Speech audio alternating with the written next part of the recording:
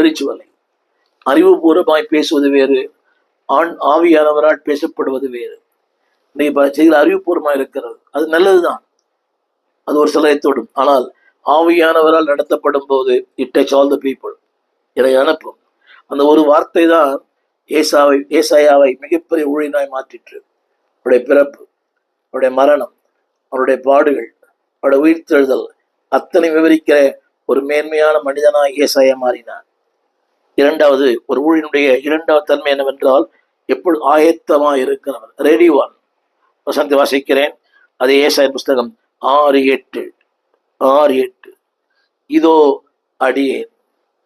ஊழியன் யார்? ஆயத்தமா இருக்க. எதற்கும் ஆயத்தம். இன்று போய் நாளை வா அல்ல, இல்லை, ஆயத்தமா இருக்கிறவன். ஆனால் அடிக்கடி அவனு சொன்ன வார்த்தை, என்னோடு ஆயத்தப்படும், ஆயத்தமாக்கு. இன்றைக்கு எல்லா கூடுகளை